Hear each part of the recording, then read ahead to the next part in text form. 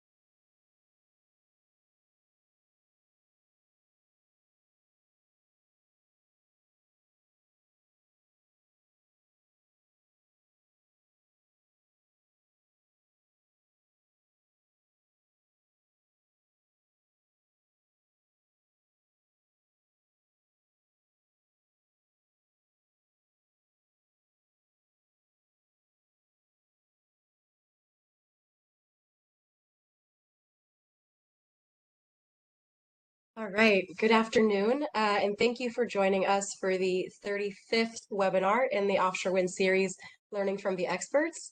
I'm Layla Elef-Maui, a project manager on NYSERDA's offshore wind team, and it is my pleasure to be joined by today's expert, Greg Brinkman with the National Renewable Energy Laboratory. Before I introduce Greg in more detail, a few reminders for participants and some background on this webinar series. Next slide, please. Firstly, if you're experiencing any technical issues, please contact John Necroto at the email address on the bottom of this slide. This webinar is being recorded, and the recordings and presentation slides for this and all of the webinars in the Learning from the Expert series are available on NYSERDA's website at the address on this slide. All participants have been muted. We will have time for a Q&A following the presentation, so please use the Q&A function to submit your questions for the speaker. You may do so during any time in the presentation, and we will address them at the end. Next slide, please. So New York is working to advance the responsible and cost-effective development of at least 9,000 megawatts of offshore wind by 2035. Offshore wind is a critical component in achieving the state's goals of 70% renewable sources of electricity by 2030 and 100% zero emissions electricity by 2040. While offshore wind has been providing clean energy to other parts of the world for several decades, this industry is brand new to New Yorkers. To provide interested stakeholders and members of the public with accessible, impartial information and opportunities for engagement on specific topics of interest, NYSERDA is hosting this educational webinar series called Learning from the Experts to connect the public with independent experts in key topics in offshore wind. We endeavor to select Learning from the Expert speakers based on their expertise, not necessarily for an alignment of opinions with NYSERDA or the state of New York. If you would like to suggest a topic or a speaker for a future webinar, you can email us at offshorewind@nyserda.ny.gov. Or fill out a survey also available on our website, nyserda.ny.gov/osw-webinar-series. Please note that the views and opinions expressed in this presentation are those of the presenter. Next slide, please. It is now my pleasure to introduce Greg Brinkman. Greg is an expert in power systems modeling and renewables integration with the National Renewable Energy Laboratory. Much of his work focuses on understanding the impacts of transmission in a future low-carbon grid.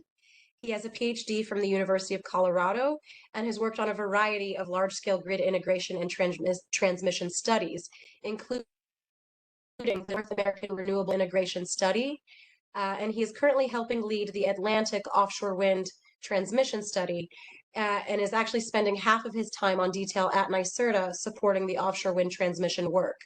Through this role, he has learned a lot about the development of transmission in support of offshore wind in New York. And I'm so thrilled to have Greg on Learning from the Experts this week.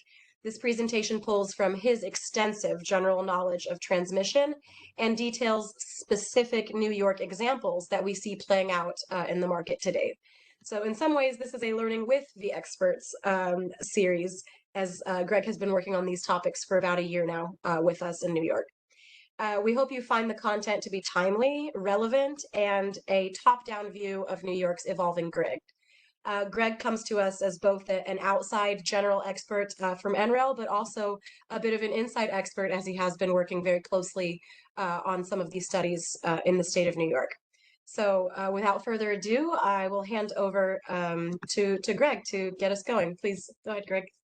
Great, thanks, Layla. Can I do an audio check? Am I good? You're good. Perfect. Well, thanks very much for the nice introduction and also for setting the whole context of this discussion, Layla. And I would like to note kind of that I'm giving this presentation partly from the perspective of an outsider, since I'm a grid modeler and a researcher, and I've spent most of the last 15 years working on national or large multi-regional studies, as Layla mentioned, like the the North American Renewable Integration Study. So that's kind of where my original background is coming from. But for the last year, I've been working on these New York specific topics and transmission topics, specifically through my role that Layla mentioned at NYSERDA. So it's kind of an outsider's perspective, but as I'm coming kind of in the fold into New York. John, if you could advance the slide, please.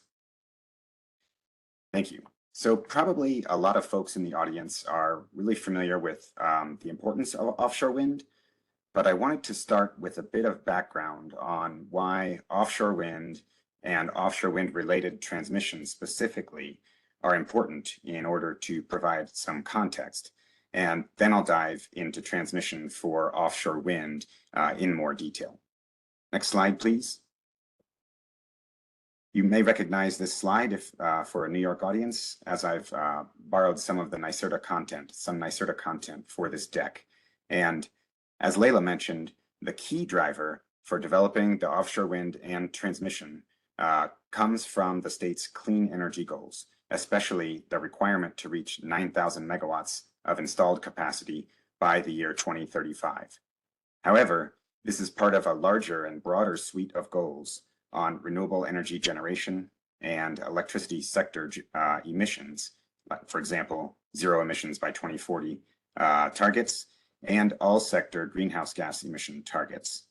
So although 9,000 megawatts is the only legally mandated target for offshore wind, some projections show that it may be optimal for New York to install nearly 20 gigawatts of offshore wind by the year 2050, going significantly beyond those that 9,000 megawatt target and legally mandated target by the year 2035.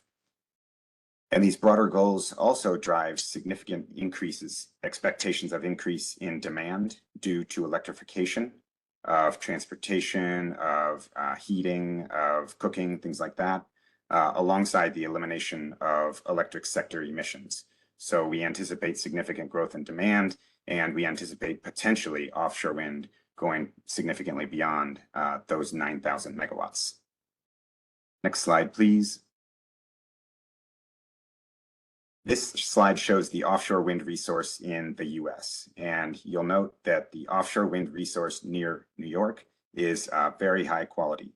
The actual numbers shown on the map are the average annual wind speeds throughout the US. And you can see that in terms of the wind speed, the Atlantic near New York has some of the highest average wind speeds anywhere in the country. And these offshore areas around New York also have relatively shallow depths for the most part, which makes them cheaper to develop than some of the deeper areas, including the coast of California and Oregon. So it's a relatively shallow water resource, and it's a really, really strong wind resource. So there's a relatively low cost compared to some other wind resources available in the US. Next slide, please. Oh, can you advance one more?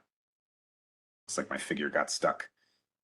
Yeah, so as I mentioned a minute ago, it's expected that demand for electricity in New York will change due to these climate goals that we've been talking about.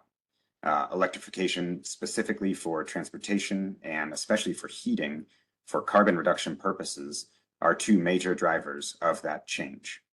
This will have a very significant impact on the grid, and New York ISO and other stakeholders expect that New York will become winter peaking approximately 10 years from now in the mid-2030s.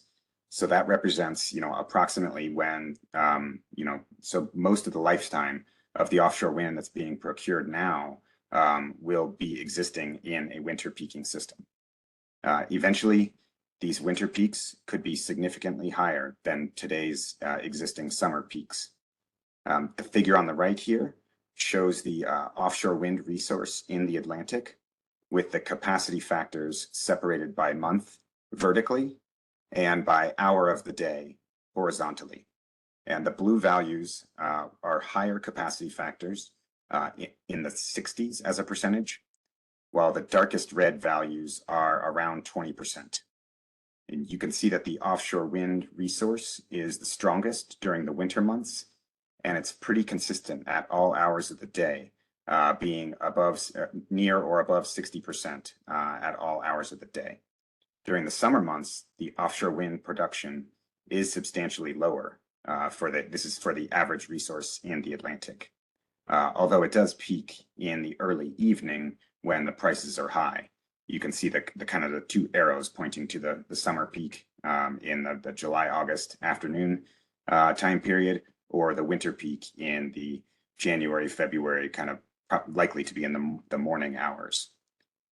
So this profile for the offshore wind production is very complementary to a potential winter peaking grid.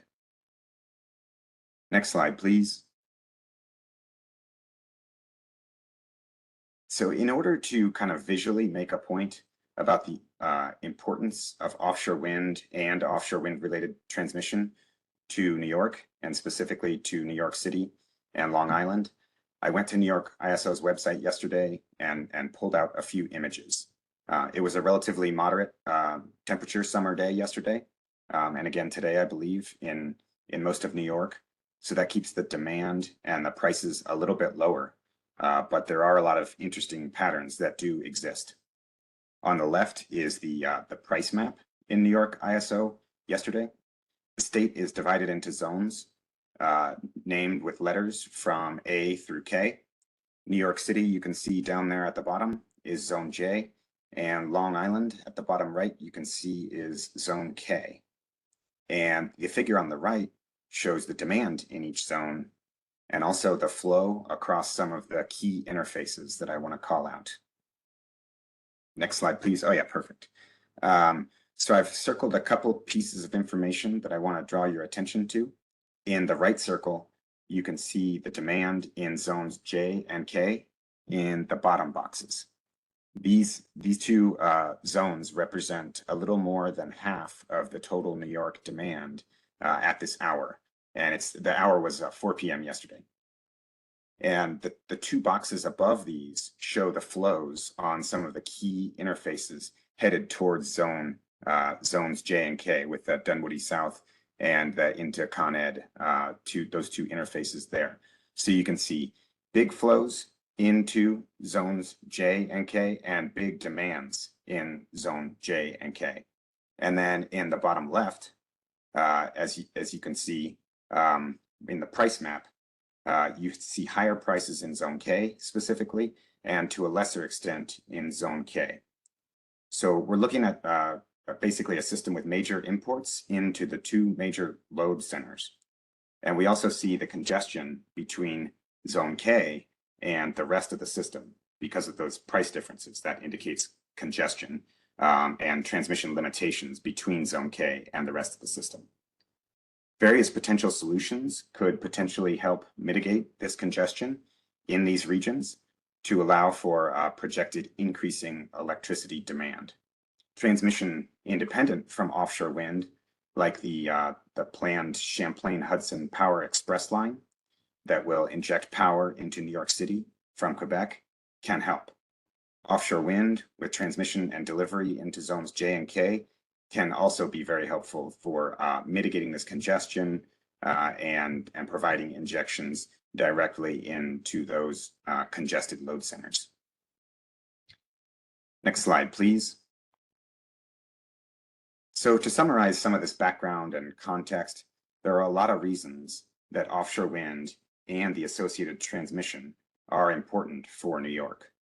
The clean energy goals and the good offshore wind resource, of course, and on the grid side, you have quickly growing demands in the most densely populated portion of the US, and it's an area that has grid congestion today. Injecting offshore wind into these areas can be an opportunity to help balance out some of these challenges and make it easier to increase that demand in these major load centers. Next slide, please. So I wanted to show kind of a list of some of the relevant organizations and also introduce some of the acronyms that you'll see in these slides. Most of the governance structures come from these organizations listed here, although it's not a comprehensive list. It's an overview of some of the key organizations that I'll be mentioning. So to start with, the Federal Electricity Regulatory Commission, especially Order 1000. First, FERC Order 1000 requires regional planning processes and requires that public policy-driven transmission must be considered in this planning. It also discusses some principles of cost allocation that should be considered when developing transmission. So this is sort of the kind of big umbrella overview and authority that provides a lot of the additional authority that the Public Service Commission and others kind of draw their authorities from. So the New York Public Service Commission issues orders implementing some of these plans and provides the authority for other organizations to issue competitive solicitations. The New York System Operator, the New York Independent System Operator, or NYSO, elsewhere in the slides, is the balancing area for the New York control area. They dispatch the generation and manage the flow of electricity throughout the grid.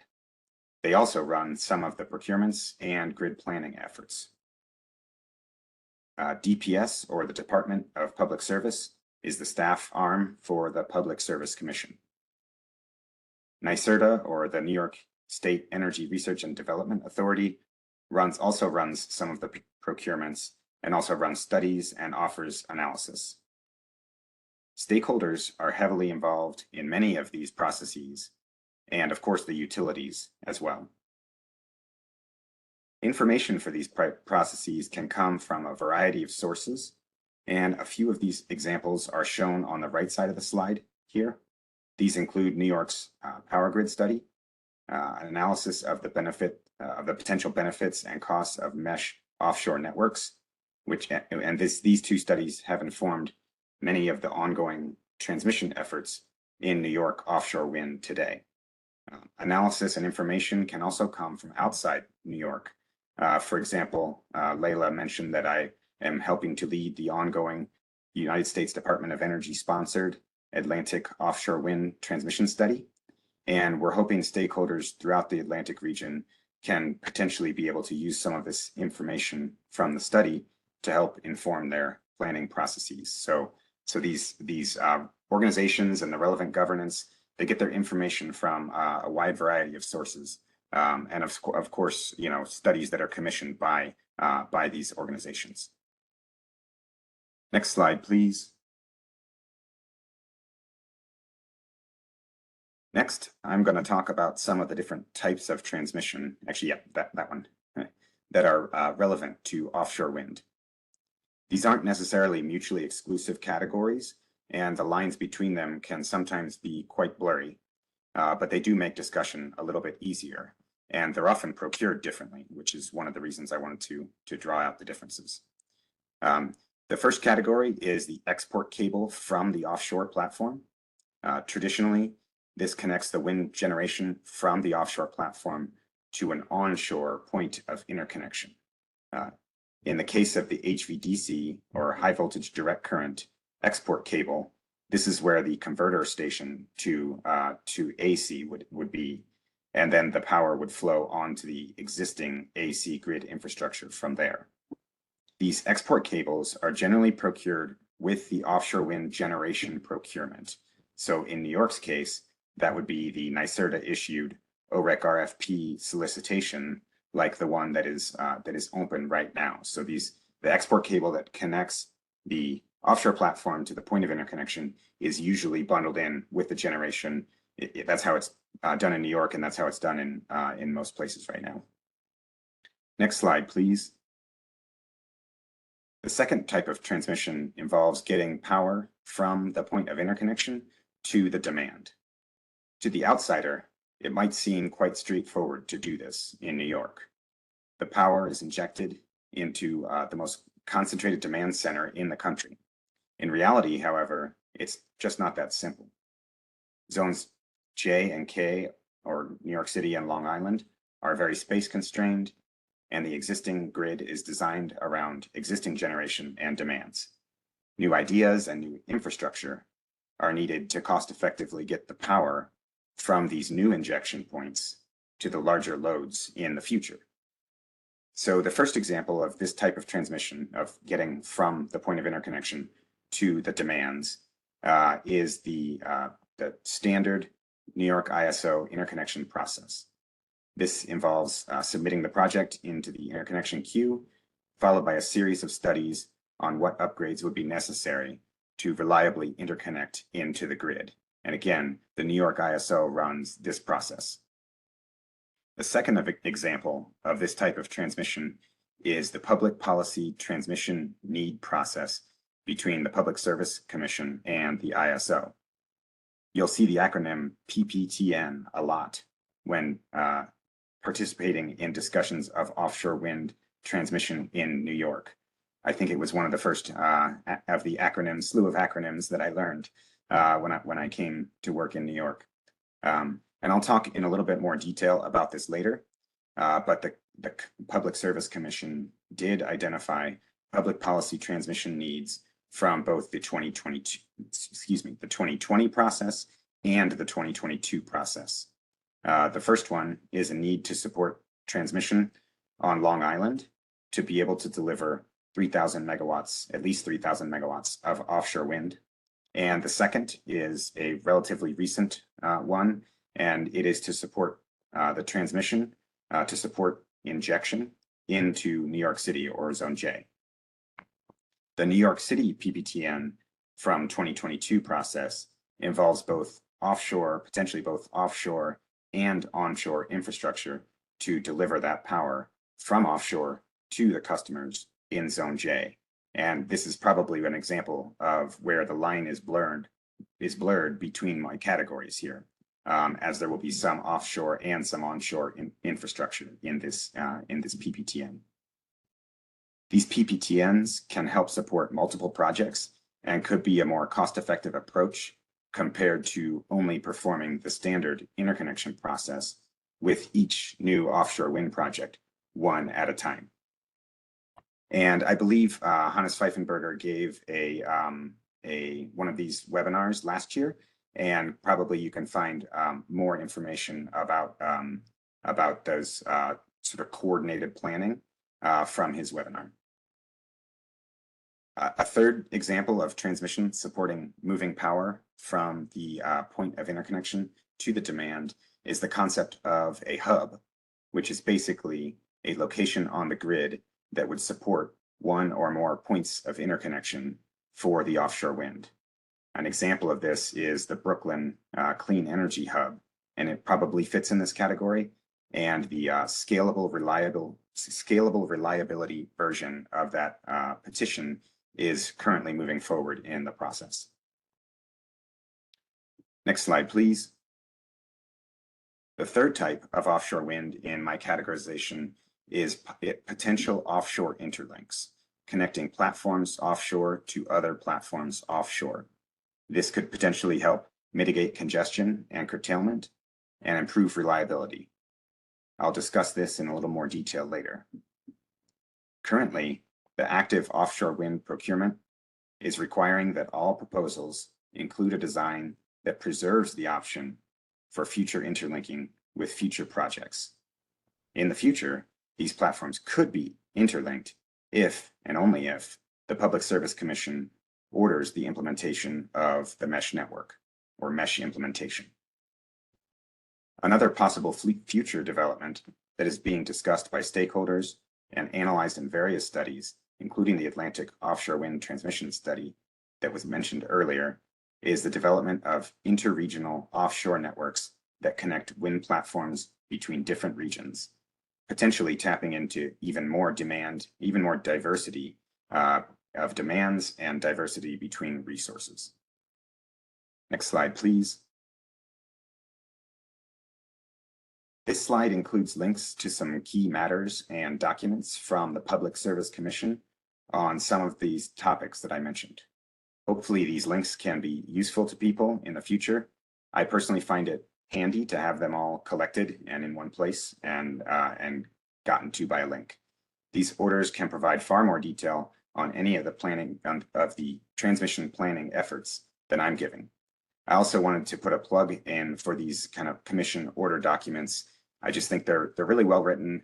They are a very useful resource, and they explain not only what the order is, but all of the context, all of the background around the order, around the topic, where the authority comes from for the Public Service Commission to issue their order. All these is in these documents. So if you want to know more about a transmission planning process, please definitely look through these matters. These links go directly to the overall matter, which has a number of documents in it.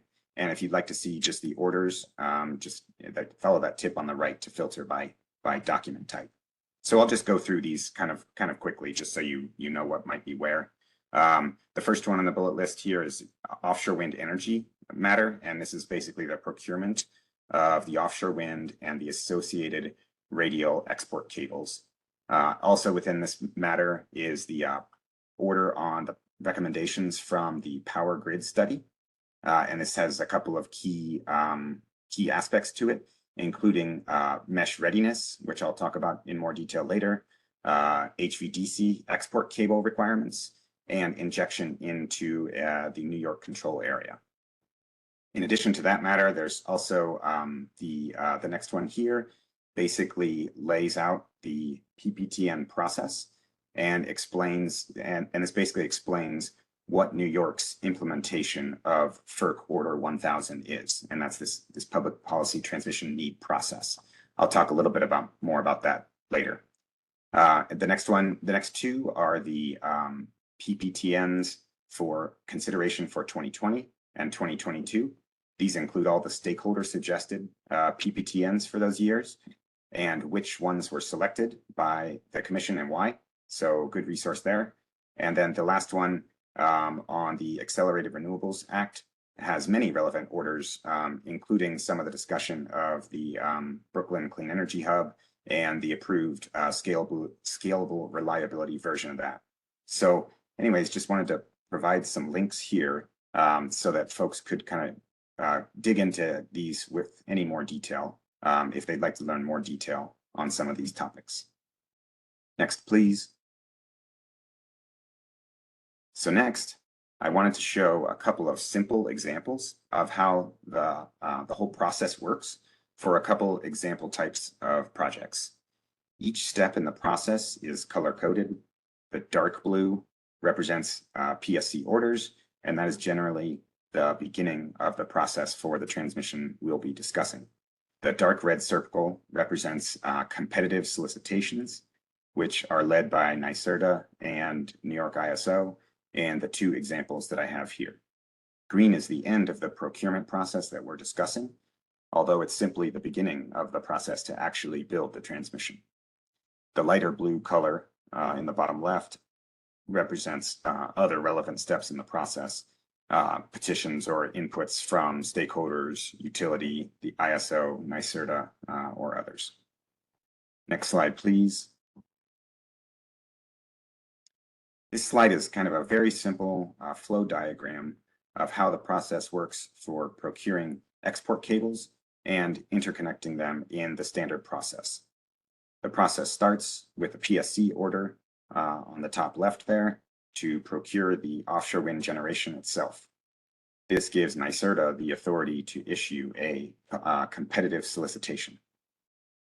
This process was originally informed by the Offshore Wind Master Plan and other work. For the most recent third solicitation of offshore wind, there's another relevant PSC order on the bottom left. This order implements some of the recommendations from the New York Power Grid study, particularly the mesh-ready requirements, the HVDC requirement, and the requirement to inject the power, or at least deliver the power into New York.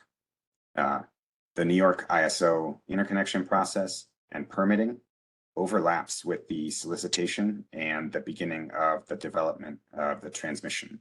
So that's why they don't have exact arrows and exact flow in the process. They're kind of ongoing through various portions of the process. And at the end of this process, the procurement moves forward, and the offshore generation, the export cables, and any upgrades that are necessary to reliably interconnect and deliver the power. So that's kind of a very cartoony, big picture overview of the process for export cables, how they're built and interconnected in the procurement process. Next slide, please. I'll discuss some of the details of what a mesh-ready procurement really means. New York was the first mover in the US to implement a plan for a meshed offshore grid. New England stakeholders have proposed a multi-terminal HVDC mesh, and New Jersey has implemented something similar to New York mesh-ready in their most recent procurement process. The diagram on the left shows a vision of what mesh implementation could look like for 4 offshore wind plants and their associated platforms. The bottom tan oval shows the onshore infrastructure with the HVDC converter stations at each point of interconnection connecting to the New York grid. Each converter station then has a DC cable that connects it up in this diagram to the converter station on the offshore platform. And then that is where things get interesting. Each platform would then be, in the mesh implementation, each platform would then be interlinked to a neighboring platform with the blue 400 megawatt capacity AC cables. These would be AC and 230 kilovolt cables. Key assumptions are that the mesh platforms are clustered. They're large projects over a gigawatt scale, and they are separated by less than 40 miles, somewhere between 20 and 40 miles. The idea of mesh readiness is to preserve the optionality for a future mesh grid in line with recommendations from the Power Grid study. This optionality is preserved by building platforms that have some of the necessary mesh infrastructure for a relatively modest cost increase from a non-mesh ready grid, while the decision of whether or not to procure and install the actual mesh cables could be made at a later date. And that's where the larger portion of the costs of a mesh network come in. It's with the cables, not necessarily with the mesh infrastructure that would be sitting on the platforms. The next slide shows some of the potential benefits. And the implementation of a meshed offshore grid could provide significant benefits to the grid. The linked paper by Brattle in the bottom bullet estimated over $40 million per year in avoided grid costs due to a single mesh interlink between J and K. And this paper also analyzed the costs and was cited in the PSC order requiring mesh-ready proposals for the current solicitation. And for more details, again, you can see that webinar I mentioned earlier on NYSERDA's website, or the paper itself, of course. The types of benefits from a mesh would include reliability and resilience benefits due to the increased redundancy for outages of the offshore, of the export cables, or even support could be provided during relevant onshore outages. There can be congestion mitigation benefits as well that come from the offshore wind generation moving around the mesh to be injected to the grid at points of interconnection where it provides the most value and can potentially avoid onshore congestion and potentially reduce curtailment of both the offshore wind resource and potentially onshore resources as well. Next slide, please. So the mesh readiness I've been discussing a few times is relevant to the most recent 2022 procurement, which is currently open. The 2018 and the 2020 procurements were before mesh readiness. and these projects are currently being developed. This map shows the wind locations and the points of interconnection. And note the link on the left to the NYSERDA Offshore Wind website. It has lots of information about the status of offshore wind in New York and links to a wide range of studies ranging from the power grid study that I mentioned and other grid studies to detailed environmental and cable routing analysis and other work. Next slide, please. So I've mentioned the public policy transmission needs, or PPTNs, a couple times. So I made a cartoon flowchart to represent this overall process as well. Again, it's a simplification of the process just to kind of show the general flow and order of a very complicated process. This all starts with FERC Order 1000, which, as I mentioned, is sort of the lays the groundwork for the authority to incorporate transmission needs from public policies into the transmission planning process. And New York's implementation of FERC Order 1000, or one of the implementations, is the PPTN process. And this whole process is outlined in a PSC order from 2014. So I recommend, if you're interested in the process, definitely go follow that link from the list earlier.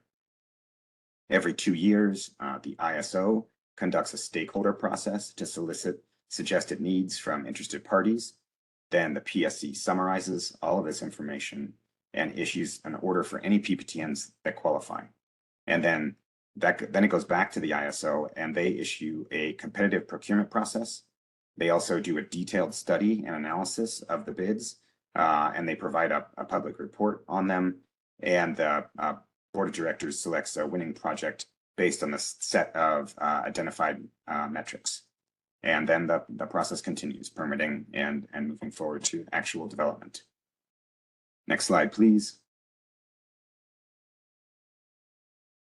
On this slide, so earlier this summer, the ISO published their report on the Long Island PPTN project analysis, and the board of directors selected this Propel New York project that's diagrammed in the figure here.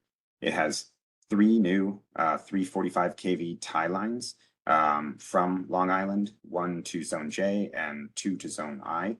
And these facilities, as well as substantial upgrades on Long Island itself, will help deliver those 3,000, at least the 3,000 megawatts of offshore wind injections to demand in New York, in various places of New York. Next slide, please. Cost recovery and allocation is not my area of expertise, but I did want to touch on it very briefly today. How costs are allocated depends on the application. For example, the PPTNs are spread throughout the state because it's based, the authority and the need is based on state policies and laws. However, for other projects, they can be different if they only benefit specific customers. Typically, if you want to learn, what's going to happen with the cost allocation, that will be in some of the PSC orders, and they explain, for the PPTNs, for example, they explain why costs can be recovered and how it can be done. Next slide, please. Next, I wanted to give just a brief introduction to the Atlantic Offshore Wind Transmission Study. I presented these slides at a workshop. The 2 slides I have in the deck today, I presented at a workshop series hosted by the U.S. Department of Energy and the U.S. Bureau of Ocean Energy Management to discuss some future developments in offshore wind transmission in the Atlantic. The difference between this study and what we've been talking about so far, things we've been talking about like mesh readiness, is that there's no current authority that exists today to procure some of the types of interregional networks that we're studying in this Atlantic study. So it's a little bit more forward-looking and thinking about the future and hoping to inform some of the more detailed planning processes. So next slide, please.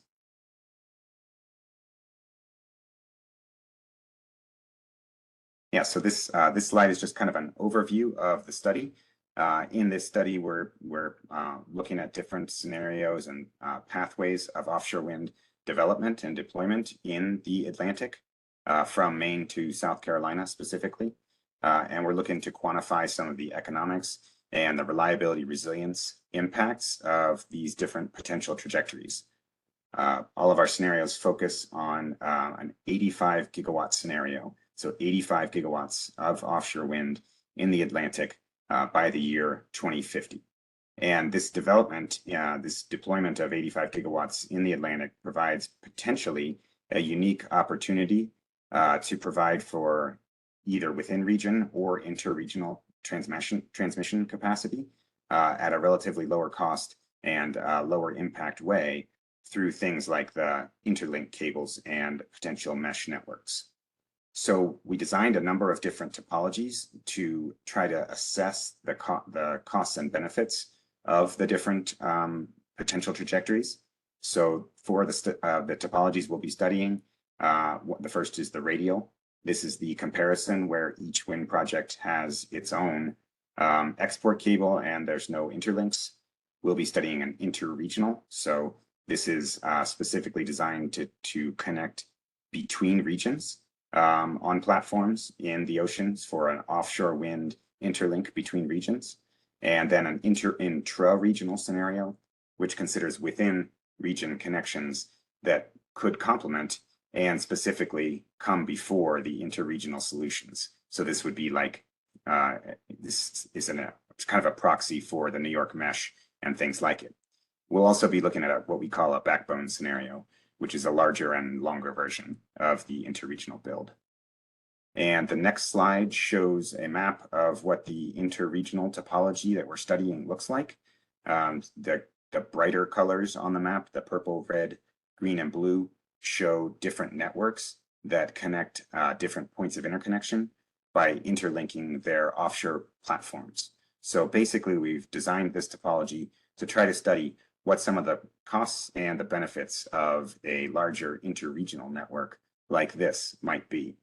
And note that these points of interconnection and offshore transmission topologies are really just intended to be representative builds so that we can study the value of them and help inform folks that have these questions. They're definitely not build prescriptions or suggestions or recommendations. So the goal of the study is really to understand what the costs and benefits of this might be and help inform planning processes that way. So next slide, please. Yes, and before we jump to the Q&A, I just wanted to discuss a little bit about how what we presented here today is really very New York specific in most of the slides, and that the neighbors, New York's neighbors, are doing things in generally the things that are done in the East Coast are similar, but definitely different in a variety of ways. So, for example, PJM in New Jersey has been running a state agreement approach, or SAA, solicitation that PJM was running, and they solicited bids to build basically all three of the categories of transmission that I mentioned, although in this iteration, only the onshore builds were selected.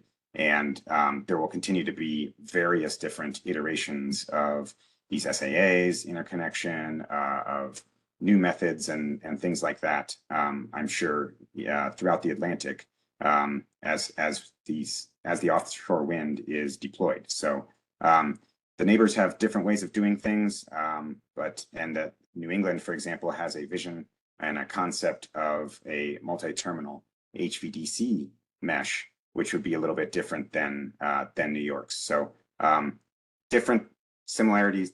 There's some similarities. There's some differences. But all the states are moving forward, and New Jersey, in their new solicitation, does require a mesh readiness concept that is very similar to New York's. So just wanted to provide a little bit of context around what's going on outside of New York also. So with that, I just want to say thanks for your attention. I really appreciate it. If you'd like to follow up, I have 2 email addresses up there. Feel free to send to either or both if you know which role your question is more appropriate to. Feel free to aim it that way. But yeah, I think Layla, you're gonna manage some of the question and answer. Yes, for sure. Thank you so much, Greg. I want to Pause for applause from our virtual audience. Thank you so much for that. We do indeed have a few Q&A that have already come in. So I'm gonna start. Um, I'm going to start with the most recent one that I see in the queue, which is a question that a lot of folks have, and that us on the offshore wind team actually hear quite a bit. So please take your time in answering this one. I think a lot of folks are very interested in it. Um, the question speaks to where is the offshore wind energy consumed once it's plugged into the grid? Another way to ask this question is how much of the offshore wind generation will be consumed by New York City and by Long Island? And then, the back end of that question is how much of that offshore wind resource is flowing towards the rest of the state or flowing to anywhere other than New York City or Long Island? Yeah, that's a tough question, Layla. It is. It's It's a big question. It is a big question, and I'm obviously not going to be able to answer it right here with a percentage. It is something that's been addressed in the one of the appendices to the power grid study is an offshore wind focus study looking at the potential deployment of 9 or more gigawatts of offshore wind, and it's a big modeling question, to try to address, and it's not a simple question. It's not a simple answer, but through these kind of detailed modeling efforts, we can try to inform the question a little bit to understand, okay, you inject the offshore wind into Long Island, into New York City.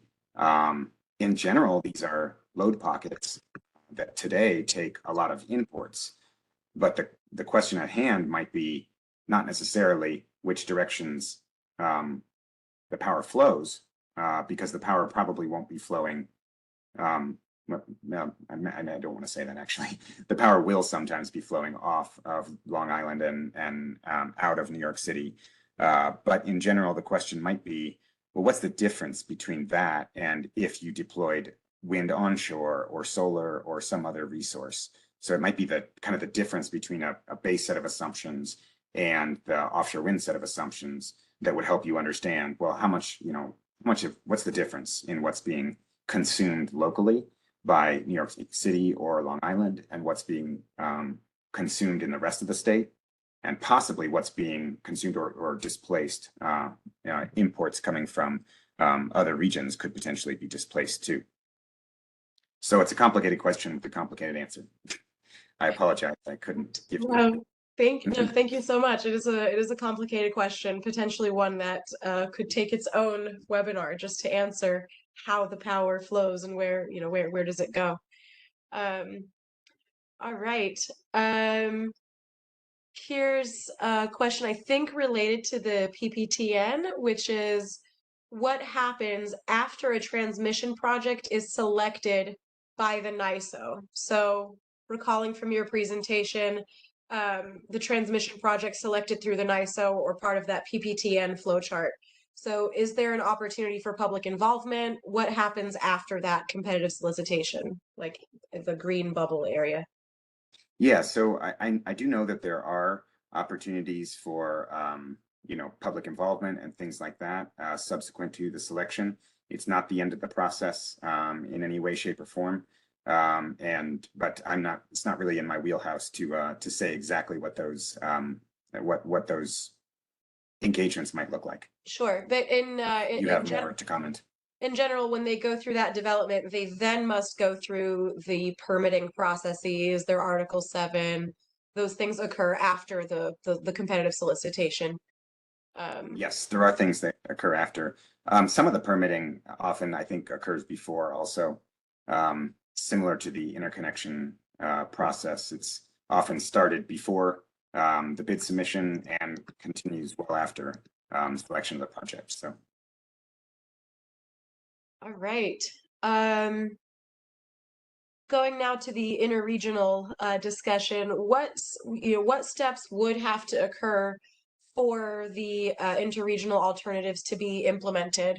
What legislation, what would need to even take place? You mentioned there is no body that could do the competitive procurements to build there. What structural pieces would need to be put in place to build interregional transmission?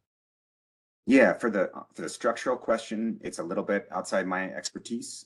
So I think that it could look a number of different ways, and I don't want to weigh in too heavily on that here. But I do want to comment that there are also market questions. In addition to who's gonna provide the authority to actually procure these hypothetical things, how's it going to be operated? I think is a really big and complicated question also. You have the ISO structure that exists today, but it's not really designed to dispatch an offshore network like that. So I think there's questions about, who exactly might, take the lead in providing the authority and or the procurement of this. And there's also questions about who might operate it and or how it might be operated. That might be the better question. Mm-hmm. Great, thank you. I'm sorting, can't choose which question to ask first. There are so many. A question here that was when we were describing the mesh ready, could you explain a little bit more where the cost conclusions come from? I believe the answer to this is that was published in the Brattle study, that $40 million annual savings, but that in fact the real cost will certainly depend on the timing of the development, the procurement of that developer, their unique design, and how they put together their farm. So that, but I believe that figure you referenced came from the Brattle study, which was published in November of 2021. And that is, that's a ballpark figure, but is by no means definitive. But maybe if you can speak just a little bit where cost estimates come from, how those reports are put together. Yeah, sure. So if you follow that link, you can get a lot more detail. But my understanding is that the cost estimate was that mesh readiness would add about 0.4% to the cost of the procurement. And I believe that's the number that the commission considered when saying, that this is that when ordering that this will be necessary for the future procurements. So it's a relatively modest costing adder to be mesh ready. And then there's the big question of, how much the cable costs, what the cable costs might look like, which, yes, as you mentioned, depends on when they're deployed, depends on where they're deployed, depends on which projects are connected, and things like that. But there's some hypothetical examples in that, in Hannes's report, the Brattle report there. Awesome. Thank you.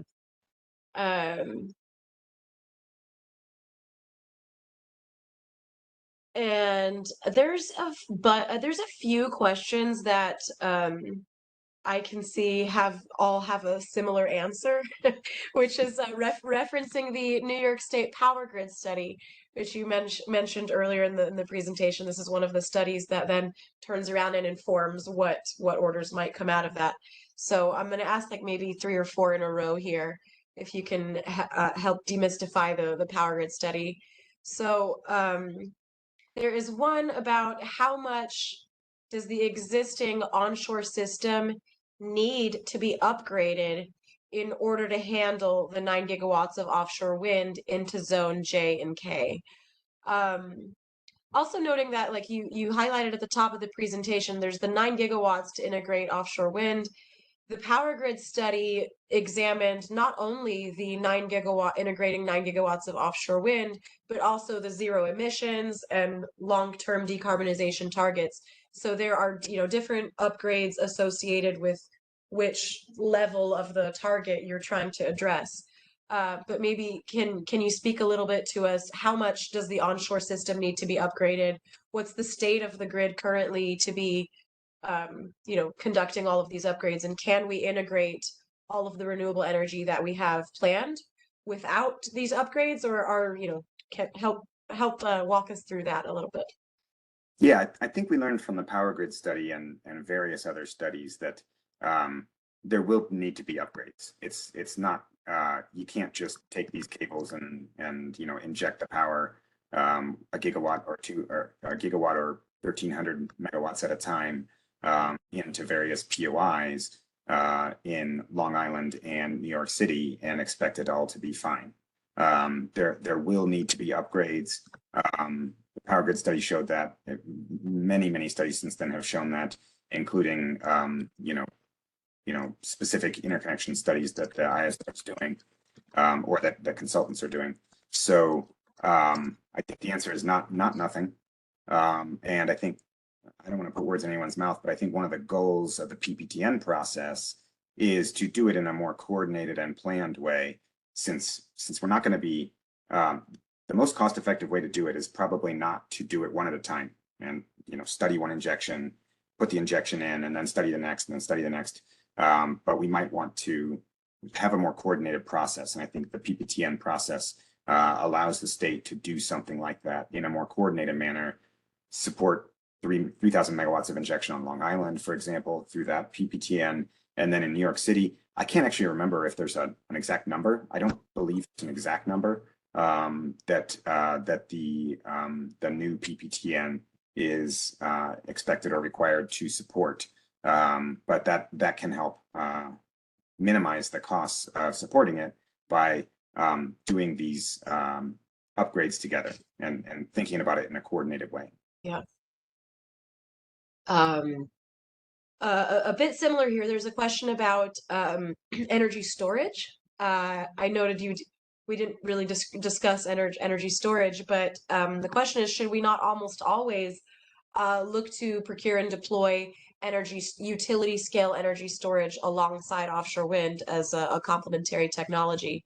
So I will note as well, this was one of the recommendations coming out of the power grid study, to deploy more storage downstate in zones J and K. But yeah, are there any other comments on how does storage fit into this whole discussion of transmission upgrades?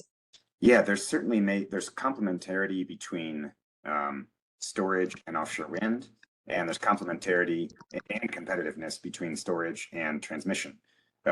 So I think there's no doubt that the power grid study showed that more storage is probably a good thing for New York's future grid, possibly a lot more storage. I would caution a little bit against an always type of statement, because there may be circumstances where there's a great point of interconnection, but it doesn't have enough space for storage, and there's storage somewhere else. So on a case-by-case basis, anything can be the optimal answer probably. But yeah, the power grid study did point towards significant storage deployment. All right. I think we have time for one more question. And in the spirit of the interregional transmission planning, what can we learn? Are there any other lessons to be gained from other countries, or are there other regions of the world that have an offshore grid? And how do we bridge the gap between our onshore system operators and then moving offshore? Are there any examples that we can look to? Yeah, I think this is a tough one too. There are some examples of operating multi-terminal HVDC networks. I should take away the plural. There's one in China. And that's different than the vision of an offshore mesh, in that it's just shaped a little bit differently. Mm-hmm. Europe is starting to procure and discuss some of these things. They will probably lead us a little bit. There's been a lot of work done as part of a project called the Promotion Project, that looks a lot at HVDC mesh networks. And I believe they discussed, some of the operation challenges and potential opportunities and ways to solve them. So there's definitely been some thought put into this. I'm just not necessarily ready to speak to it all in detail right now. All right. Great. Thank you. Thanks so much. So we are right at 2 p.m. So thank you so much, Greg, and thank you everyone for joining us for this Learning from the Experts webinar. A reminder again that this webinar, the recording, and the presentation slides will be available on NYSERDA's website. I know Greg included a lot of very useful resources and links, so I imagine you're going to want to reference this when it makes its way to the web. And our next webinar in the series will be on August 23rd. Our experts are discussing research and regulations for marine mammal interactions with offshore wind. And we have a webinar coming up after that on September 27th. Greg also mentioned we had a few other webinars on offshore wind transmission. So happy if you want to go back and reference those, dig through our archives. As we mentioned, we have 35 webinars at this point. You can register for future webinars through our events page at wind.ny.gov. And if you have requests for future topics you would like to hear about in this series, please email us at offshorewind@nyserda.ny.gov or fill out our Learning from the Experts survey, which is posted on our website. Thank you so much again for joining us today, and we will see you next time. Thank you. Thanks, Greg. See you later. Bye.